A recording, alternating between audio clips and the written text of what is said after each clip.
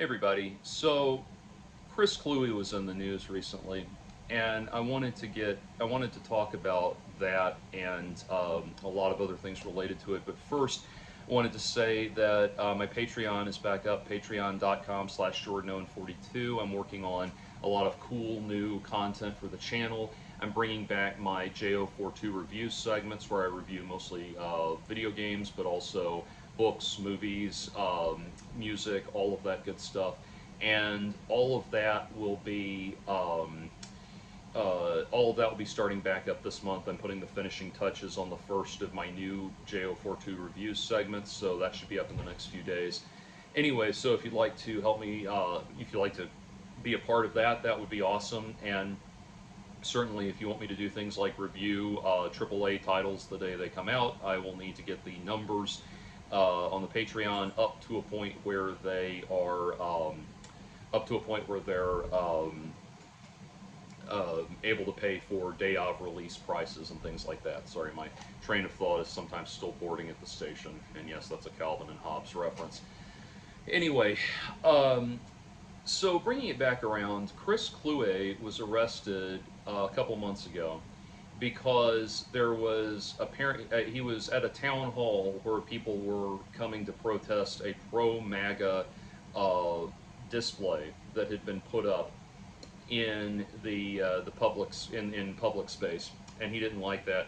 And so after he read off his grievances, he said, and I'm only summarizing here. You can look up for look at actual news sources for greater detail on this.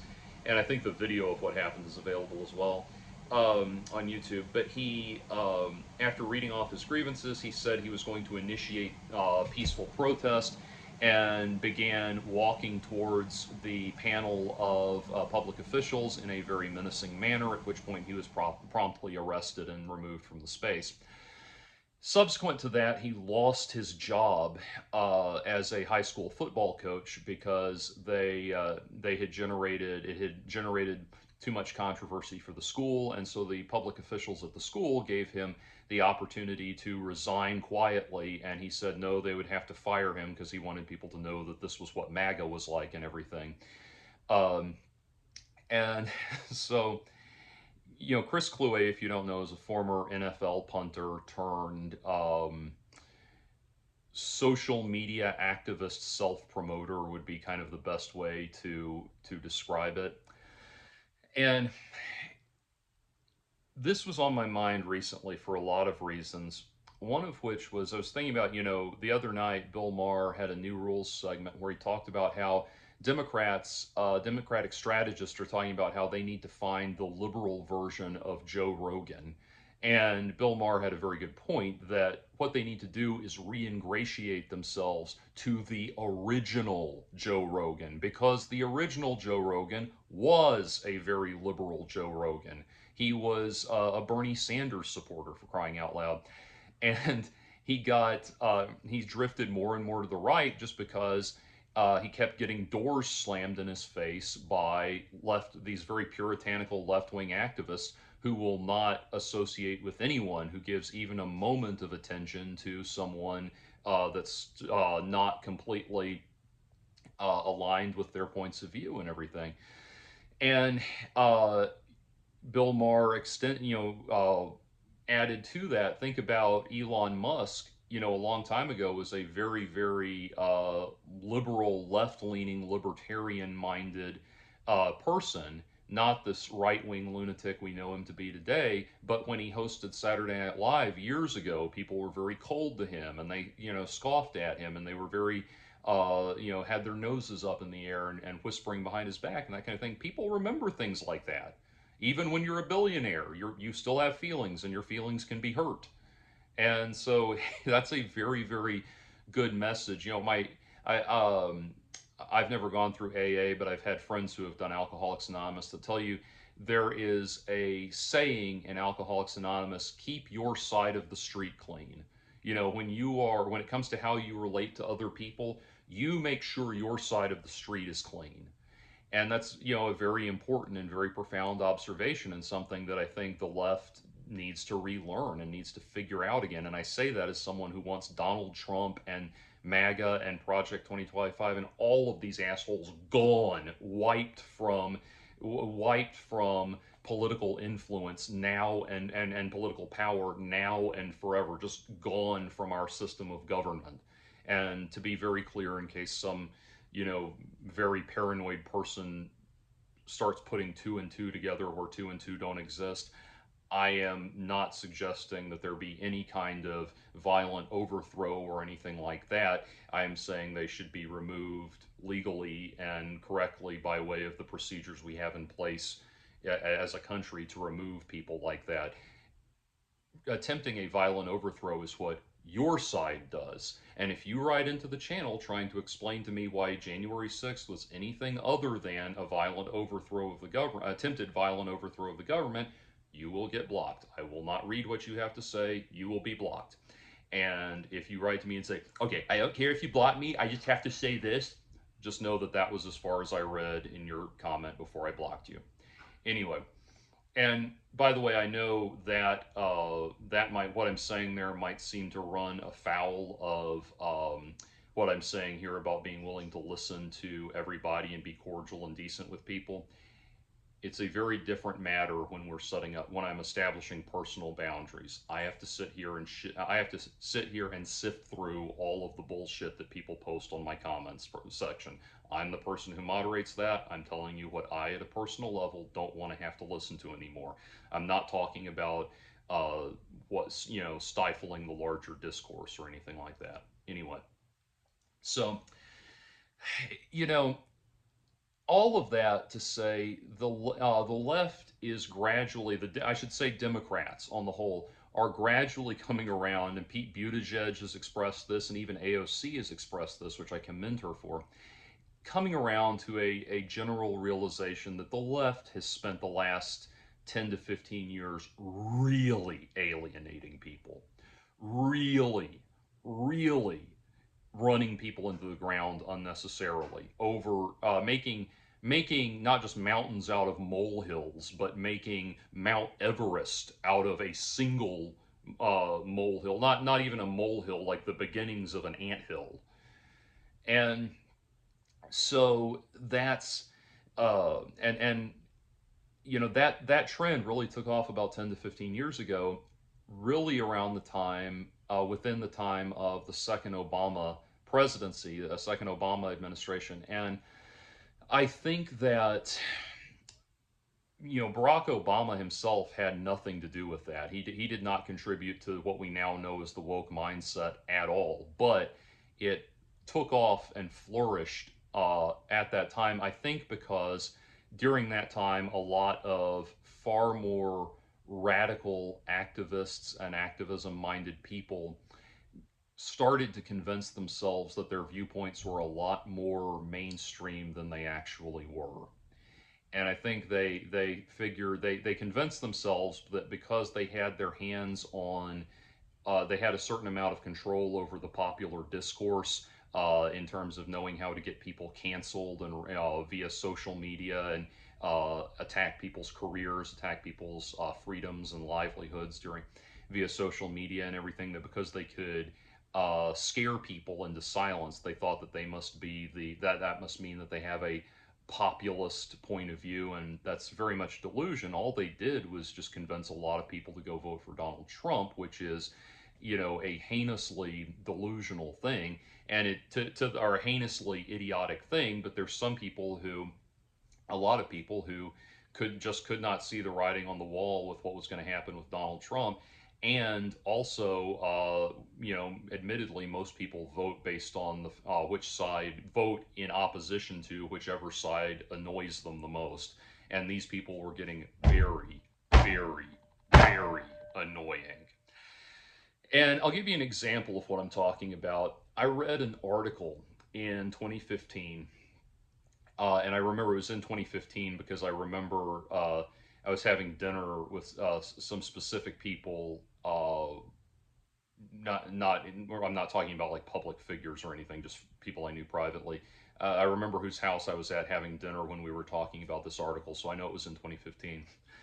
And it was this whole thing of this was in, well, suffice to say, all of the what we now call woke stuff was really taking off. And this one woman, this one journalist, was an Asian woman, had written this op-ed talking about how she she had been eating at a restaurant, and there had been some white people nearby that had ordered Asian cuisine and taken pictures of it to put up on social media because it apparently looked very exotic and everything. And she said, and her complaint was that these people did not realize that by doing that, they were othering her by emphasizing the fact that by embodying their colonialist heritage and acting as though this thing that was a product of Asiatic culture was something that they were exploring as white people and being fascinated by, making, othering the Asian culture as exotic in relation to the anglicized, normal anglicized code and everything, or social code and all that.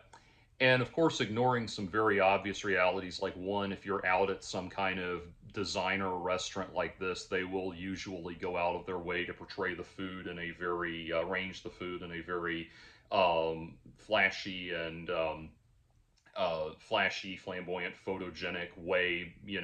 One, because they want to add to the ambiance of the restaurant, and two, because they know people are going to take pictures of it and they present it in this very photogenic way like that. And two, actually, most Asian cuisine that you order in the West actually doesn't even exist in Asian culture, actual Asian cultures at all, because historically, what we refer to in the West is, and what we refer to in the United States and the West in general as Chinese food, was food that was actually not actual Chinese food, but Asian reinterpretations of traditional American dishes, and that came about during a time when all of these Chinese railroad workers came over to work on the Transcontinental Railroad and found themselves needing to have work after the railroad was completed, so they set up restaurants and started preparing Western dishes in a Chinese way. And that's why nowadays, if you went to China and asked for General Tso's chicken, they most likely would not, at a restaurant, they most likely would not know what you're talking about. So anyway, setting aside all kinds of things like that, she, of course, without knowing who these white people were, or what their motives were for taking pictures of the food, or and that kind of thing, she just ascribes this narrative to it that exists, whether, no matter what you say, because she said so, this is what you think, and if you don't, if you don't agree, well, you're just in denial, and it goes into all of the attitudes that were later codified by Robin DiAngelo into the book White Fragility and things like that. And so, and the uh, and by the way, in terms of things that will get you blocked on my channel, white fragility and its conservative counterpart, Trump derangement syndrome, are two great epithets cloaked as as faux psychological diagnoses that I do not allow on this channel. Anyway, but but bringing it back around to the article she wrote, she said in the article that if white people eat Asian food, they should sit there and use it as an opportunity to think about and reflect on their privilege, their white privilege, while they're eating. I'm sorry, but when I am sitting there eating dinner, minding my own business, I will think about whatever the fuck I want. And what's amazing is there is a large contingent of people who would hear what I just said and think that I was being totally unreasonable. Again, they would call that they would slot that under white fragility or something like that. And the thing is, we have gotten so fearful, and I'm getting back to Chris Kluwe, by the way, but we have gotten so fearful and so antsy around setting off people like this person that I'm describing, that we have allowed our moral code, the semblance of our moral code, to be shifted. Stop a minute. Take race out of the equation. Take food out of the equation. If a person came to you while you were eating dinner, minding your own business, and told you what you need to be thinking about while you're eating, that would be totally rude and totally unacceptable. And the idea that you need to, the idea that you are endowed with the right to browbeat people about what they can think about, just because of just because you have larger social concerns, is absolutely disgusting, absolutely ridiculous. No, mind your own business. Now, anyway, as I say that, the reason I bring up that's an example from back then about just how awful the discourse was getting. And there are a lot of people who, there are a lot of people who really convinced themselves that they were really helping by being allies, by giving into shit like that. And all they really did was convince a bunch of people to go vote for Donald Trump. So anyway, or convince more people to go vote for Donald Trump, which is unfortunate in the extreme, to say the least. And here's the thing. I know that the example I just gave, that article that I just talked about, uh, if Chris Kluwe heard me say that, he would probably call me a Nazi. And the reason I know that is because in the one and only interaction with Chris Kluwe that I've ever had, he called me a Nazi. And the reason he called me a Nazi was because I didn't even know I was going to interact with him. But I was on Twitter one day, and this was again about 10, 11 years ago, and somebody posted a picture of Chris Kluwe, and he had been on a live stream, and I had not seen at the time I had not seen like a then current picture of Chris Kluwe, and I just knew that he was an NFL player, or at least a retired NFL player, was all I knew about him. And I just wrote, "That's Chris Kluwe. He's looking rough." And Chris Kluwe wrote to me and said, responded to that message almost immediately and said, "What's the matter, bro? You a Nazi, bro? You mad because you're a Nazi, bro? Girls don't want to fuck you because you're a Nazi, bro? That's why you mad, bro? Huh?" That's literally what he wrote to me. I mean, you talk about the world's biggest overreaction. Now, granted, I was, I was setting myself up to potentially have an interaction with. Mitzi says hi. Setting myself up, I was being snarky on the internet, which is never a good idea, and setting myself up to have potentially an interaction with this person that I should have known had a very, volatile nature on the internet and that kind of thing. But even so, I was just blown away by like the reaction from, and I don't know if he knew who I was or whether or not I agreed with him on the larger spectrum of things or what, but he just lit into me like something fierce with those just all these accusations like that. And what I said, I mean, that's basically exactly how he said it too.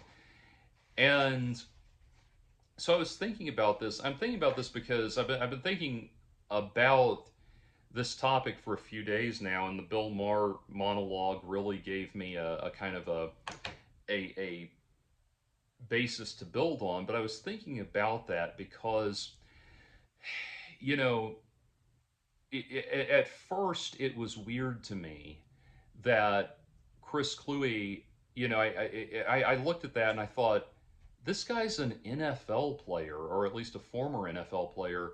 Like, he's supposed to be the king of cool.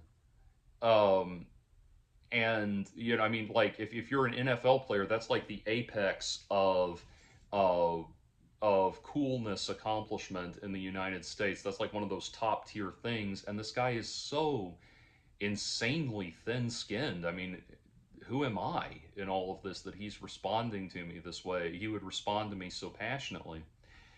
And as as I thought about that, I was discussing it with somebody. I was chatting about this with somebody privately who had a couple of good observations about that encounter. One, Chris Kluwe probably, and when I say he was looking rough, the reason I say he was looking rough was because he looked very emaciated and frail, far more so than I would expect for an NFL player.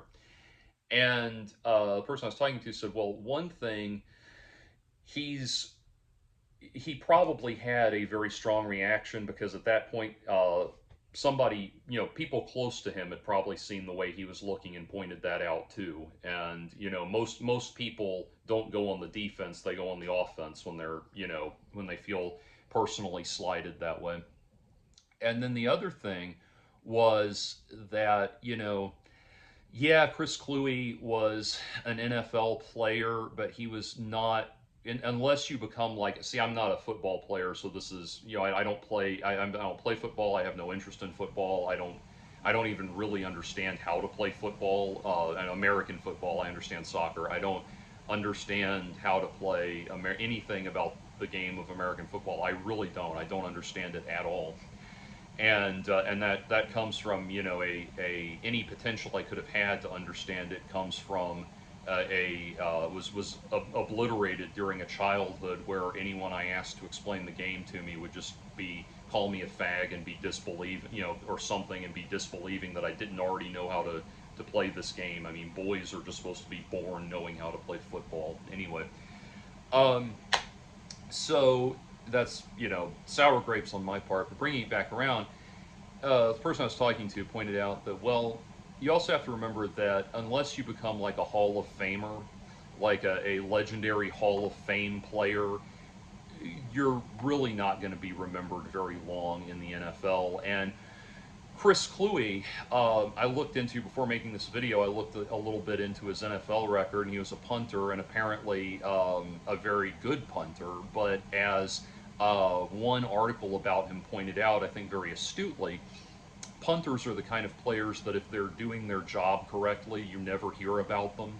And so everything, Chris Kluwe's behavior, I call him a social activist, self-promoter. Everything about Chris Kluwe's behavior kind of falls into place when you consider that factor. Like, he's one of these people in this halfway point between obscurity and stardom, where he's tasted a little bit of fame and a little bit of notoriety, but he's still not one of the power players. It's kind of, I guess it would kind of be like the difference between being a famous pop singer and being the bass player in a famous pop singer's band. That's noteworthy, but you're not the legend, you're not the superstar. It's that kind of thing. Like, again, bass player's doing his job well, he's gonna, he stays in the background, that kind of thing. And so knowing, and that's very apropos, that comparison, because Chris Kluwe was also is also a bass player in this band that he had way back in this time period of his greatest notoriety. He had this band as well, and I can't say anything about his football playing because I have no basis by which to evaluate that, just other than what other people say. I will say I listened to that band and I was not impressed. It was reasonably capable alternative rock, but there was nothing. I wouldn't say it did anything that moved me very strongly. Anyway, the but that's a very interesting and very odd place to find yourself in, and I've even had tastes of that in my career, if you want to call it that, as well as a musician and things like that, where you get little tastes of the big time, and you're for just a split second, your chalice overflows, and it's the most wonderful thing in the world, and then you're right back down to obscurity, and you can have these little experiences left and right all the time. And one of the things that I've noticed is, well, I'll put it this way. Think about, there's was a famous avant-garde electric violin mandolin player for a long time in Canada named Nash the Slash, And if you looked on his website, he would list one of his big career accomplishments as standing on stage in front, performing on stage in front of 70,000 people when he opened for The Who one time. Well, The Who opens for, plays to 70,000 people everywhere they go year after year. It's not, for them, that's nothing. That's the difference, what I'm articulating here. And I've had little cool experiences along the way that are that like are things that make the average person go, whoa, that was really cool, but they're still nowhere near where you want to be.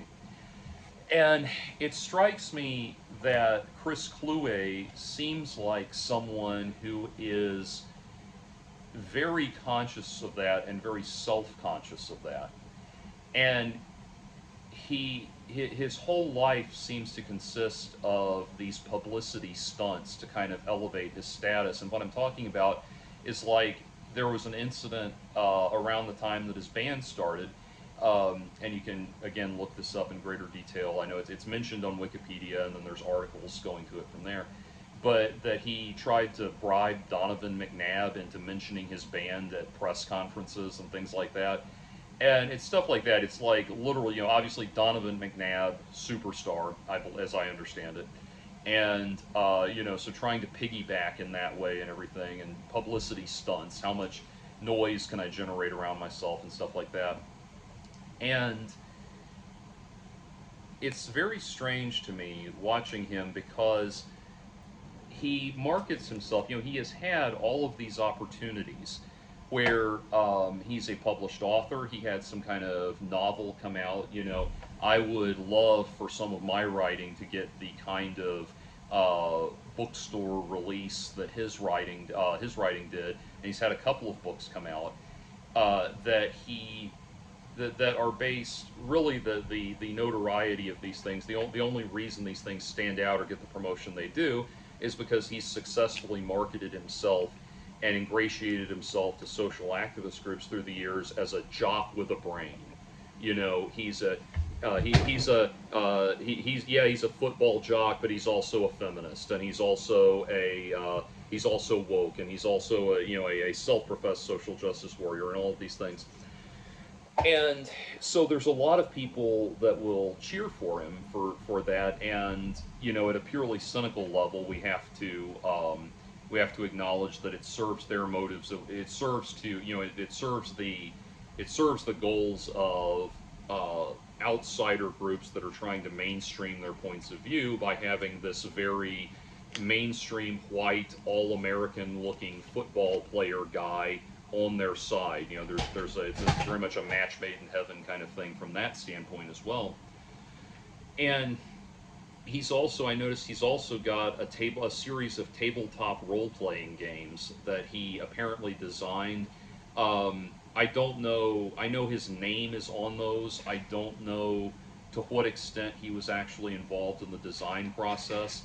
It could be that he's just it could be like Trump the board game, where he's just licensing the name out and has no actual his name out to this product and has no actual role in the development. Or it could be that he's deeply involved in that. And if it is, good for him. I'm not trying to take anything away from him. I'm just saying I don't know to what extent what his actual contribution to this thing was. With the book, he's loquacious enough that I would assume he's able to write the books himself, obviously. But I don't know what his actual involvement in designing a board game was, is what I'm saying. But anyway, he's parlayed it into all of these side ventures and everything. But this term gets thrown around too much, and it seems ironic to apply it to someone like Chris Kluwe, but a fragile masculinity to him. He has all of these endeavors and all of these high-minded goals, but he's so thin-skinned that just that was enough to like set him off, and to a degree that was disarming for me. And I've dealt with God knows how many wingnuts on the internet. And the reason I bring up all of that, what I was saying about the earlier about what Bill Maher said about the Democrats thinking they need to find the left-wing equivalent of Joe Rogan. And again, I agree with Bill Maher that what they need to do is just reestablish themselves with the actual Joe Rogan. It's kind of like Pete Buttigieg, and then later Bernie Sanders went on oh, whatever that podcast was with the mustache guy and the guy that's got mustache and slick back hair, and I can't think of his name. It's him and his podcast bro buddies and everything, and they're thought of as being like MAGA bros, but then they interview people like Pete Buttigieg and Bernie Sanders, and they have a great time, and they're very open to hearing what they have to say. And people are like, well, I thought those were MAGA guys. It's like, no, they're not MAGA bros. You've just been slamming the door in their face, and they're interviewing the only people that will talk to them. You go talk to them. You have good ideas. Make the point. Stop acting like your nutritional byproducts produce no discernible odor, and just get up there and actually interact with these people.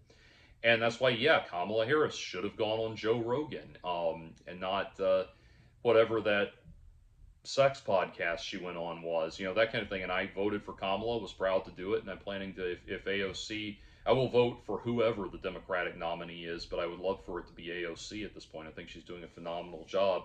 It won't be Bernie because he's going to be too old, but uh, of course, when has that ever stopped anybody? And by the way, people have asked me a while ago. Someone asked me. I've mentioned that Matt Walsh from the Daily Wire is someone I only agree with about 15% of the time. And someone asked me. They said they'd like to know what's in that 15% I agree with him on. That's one thing I agree with him on. We have got to have age maximums for running for president. Like, if you're not, I think it's totally fair to say you got to be 35. To be president, you've got to be 35 the day your hand hits the Bible. I think we should say you've got to be like no older than 65 the day your hand hits the Bible, or something like that. There's got to be age limits on holding public office because of Trump and because of Biden. They've both proven that. Anyway, but back on topic, you think about it, and it's like, if I want to be able to say that if you were to set up a person to do that, to be the left-wing Joe Rogan, Chris Kluwe should be the person you could go to. He should be the person you could go to for something like that, because he has left-wing politics, and yet he clearly, multiple seasons with the NFL. He's very comfortable with bro culture and that kind of thing, and can interact in that spectrum as well. So he could be that bridging of gaps. Now, the thing is, of course, the problem is not, can Chris Kluwe sit down in a podcast environment and talk to people on his side that he agrees with in a pleasant and cordial and friendly manner. It's, can he do it with people he doesn't agree with? That's the difference. And the answer is no, obviously. And what he's doing here, this word, I shudder to use this word because it's a word that gets kicked around a lot, and it is a psychologically loaded, medically significant term that I cannot levy on anybody in any diagnostic way. But just in terms of a general usage, his behavior borders on the delusional. And that's the thing, is when you have a situation like with this recent arrest, where it generated so much controversy for the school where he teaches coached high school football now, that they had to fire him from his job. They gave him the opportunity of resigning and walking away quietly, and he said, "No, you're going to have to fire me because I want everyone to know that this is what MAGA does." Yada yada yada. None of this is MAGA. 100%. Like, they hired him. They had to have known his background, his political views, his public background when they hired him. They had to know that he has these extreme far left viewpoints and everything when they hired him. And so none of this has anything to do with that. It's entirely because he behaved in a way that was totally inappropriate and brought so much controversy to the school and so much focus on the school that they didn't want to deal with him anymore. And so they very nicely and very considerately offered him the opportunity to, go away quietly so that he doesn't have to suffer the indignity of being publicly fired and that kind of thing. And indeed, I didn't know that he was teaching public school until this event happened, until this occurred. And he, uh, he could have walked away quietly and with his, his chin held high, and instead he wants to try to manufacture this thing that, oh, this is MAGA that caused this to happen. Like, no, no, you are not suffering because of MAGA.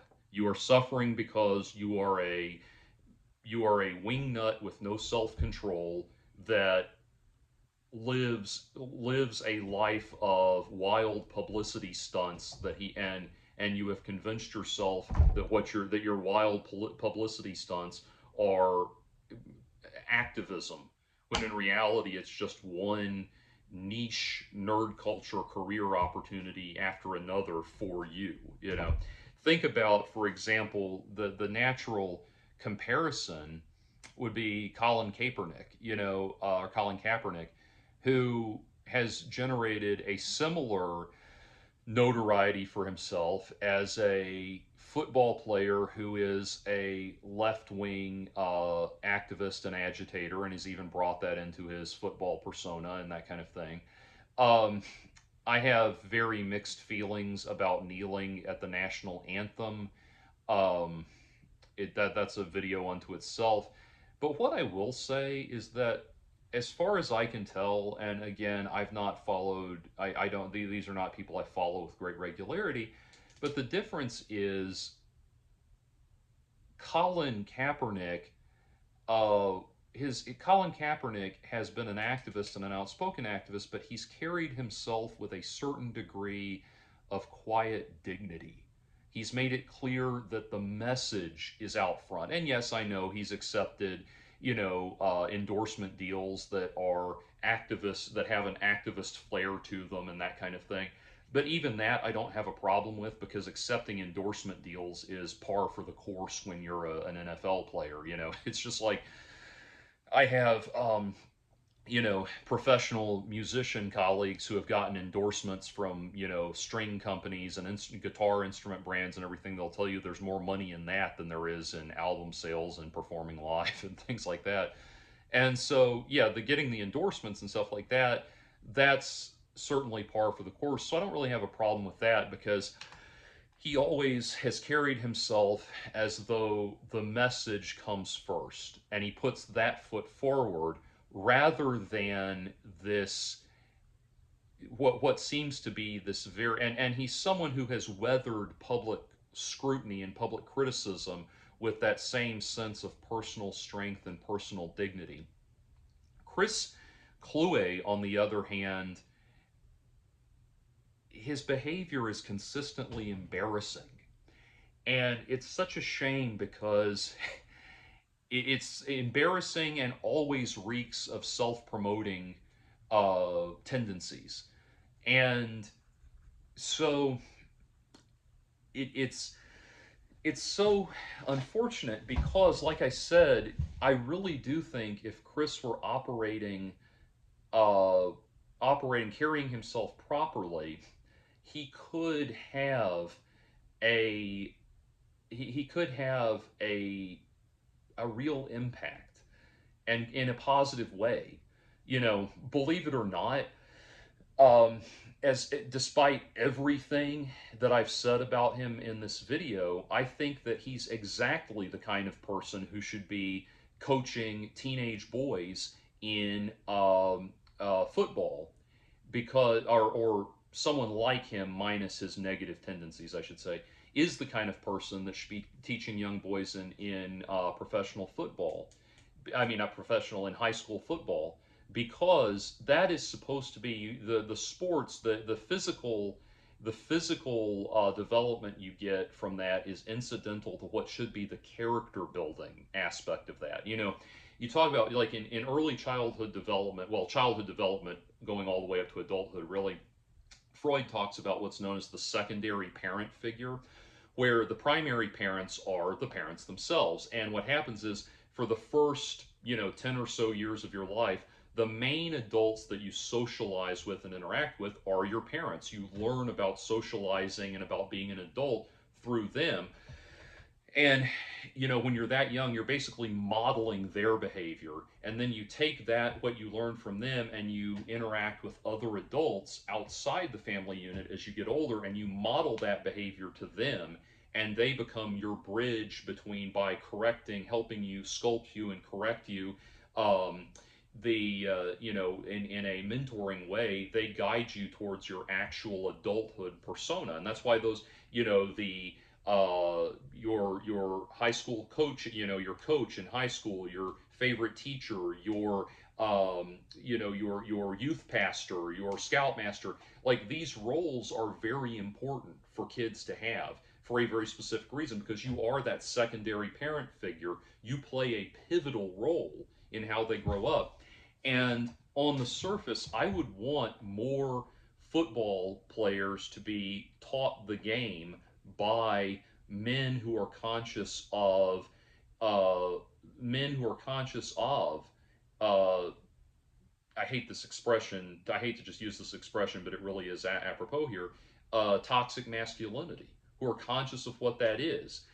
They need to learn. I know I've seen firsthand what it's like when football is taught to boys by coaches who don't think that being a that don't think that you ought to, being that being a football player uh, comes with a certain degree of gravitas and responsibility, who are totally fine with those guys, with the football team being the guys that shove people into lockers and flush their face, people's faces in toilets and take their lunch money. They're totally fine with the football team being a gang of bullies. I've seen what that looks like.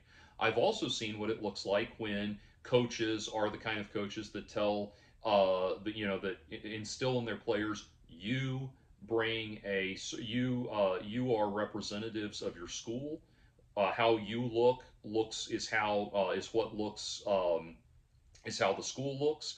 You will wear a suit and tie on game day. You will your behavior will be this, that, and the other, or else you will not play, etc., etc. I've seen the difference in what that can bring out in young men. And if you want to see a horrifying example of what that first kind of coaching can bring out in young men, go look at the Steubenville rape case that was covered.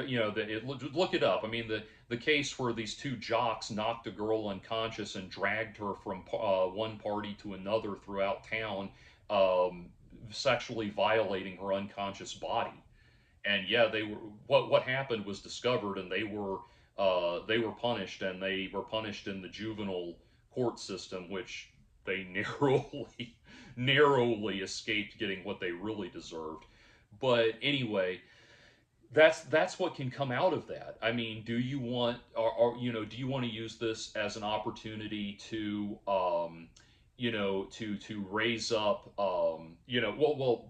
think about it. Do you want to raise up the Knights of the Round Table, or do you want to raise up a bunch of street thugs? Like, that's the opportunity you have there when you're teaching football. And so someone like Chris Kluwe, that's exactly, as much as I disdain his extreme left politics, I know that at base that comes from a good inclination.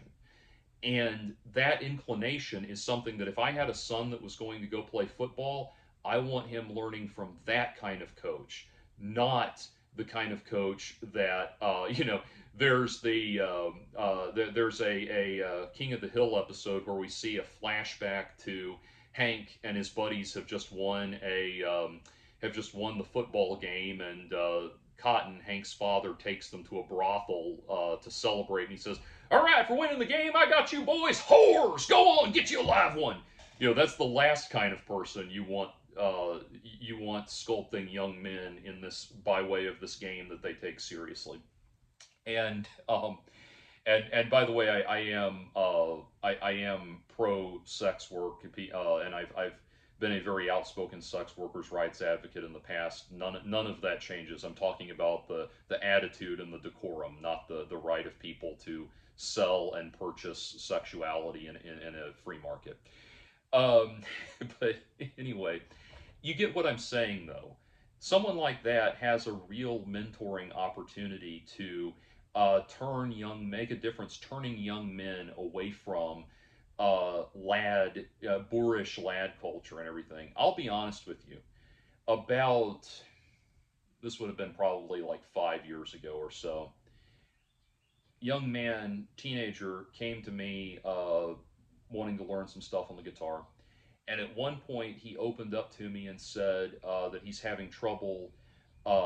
He's having trouble meeting girls at school, and I knew this had been, like getting a girlfriend. He's in high school and everything, and I knew that this had been an ongoing concern of his. And he said to me, he said, "You know what? I've watched the douchebags at my school score with women, and I'm going to start modeling what they do." And he literally used something like, "I'm going to start studying what they do and copying their behavior because I can't." And I stopped him. I said, "No, you're not." I said, "No, you're not, because one day you're going to be my age, and you're going to look back on your life, and how you played the game is going to matter more." There's that saying, it's not whether you win or lose, it's how you play the game. And that's because one day you're going to be my age and you're going to look back on your life and you're going to care more about how you lived your life than how much tail you got. So, no, you're not going to model those assholes that are scoring with girls right now. Got it? And he was like, "You understood me."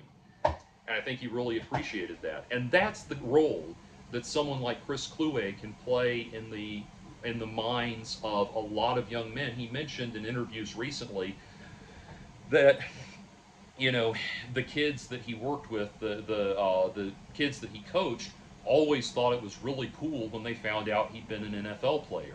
Yeah, that is really cool. I mean, again, NFL is not something, football is not something I'm personally interested in, but I can't deny that's pretty damn cool.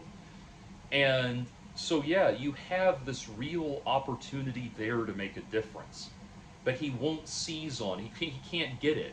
He doesn't understand what really matters, the values that really matter, because he's got this really sick obsession with uh, fame and notoriety, that so much so that he will turn himself into this ridiculous, pathetic public buffoon over and over again, trying to uh, trying to I don't know, like just keep his name in the press. And it's that um, it's that point. His willingness to embarrass himself in this way is so extraordinary that you have to honestly wonder, if you approached him and said, "We will give you the cover of Newsweek magazine if you take a crap in public in front of a bunch of people," he would probably jump on that, And that's the thing. Uh, and one of the things about the show business and everything is they will very happily, if they can make money off of your actual talents, they'll make money off of you that way. If they can make money off of exploiting your worst tendencies, they'll make money off of you that way. I mean, don't forget, this is we're the entertainment industry. These are the people that gave William Hung a singing career. I mean, they will they will exploit your worst tendencies if they think that's what they can make money off of. And it's a real shame, because standing up to, the Trump administration, MAGA, and all of that, he's not wrong that it's horrible. He's just wrongly structuring how he's explaining the wrongness of it. Some public edifice, some public edifice on public property that honors MAGA, that's is not a violation of your rights any more than anything else, any other uh, declaration of a particular political persuasion on public property that's set aside for those kinds of displays, is a violation of your rights. The MAGA itself is the issue, and trying to be some kind of public performance art masochist in a very self-serving way is not helping solve this problem. The way you help solve this problem is by reaching young men that are willing to listen to you.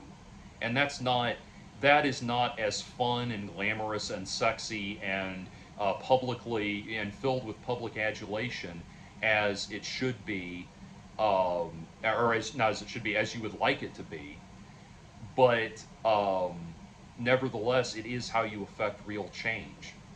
And so I wish Chris Kluwe would actually stop and think about where he could have real positive influence in people's lives. And, I say this as somebody who has had his own flirtations with that fame at any price mentality and put myself in really bad, really awful positions in pursuit of success and trying to succeed in a relentlessly self-promoting market and that sort of thing, especially now when the popular culture is saturated with influencers that are don't even really bring very much to the table. They just know how to operate social media effectively, that kind of thing.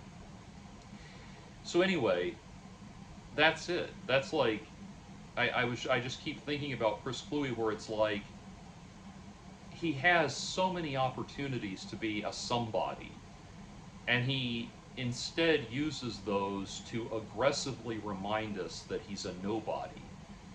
And I wish he could change that. I really do, because I really do think if he handled himself correctly, he could be a force for change and a force for positive good in the world. Instead, all he's doing is giving MAGA minded people someone to point at and say, see, we told you they're crazy.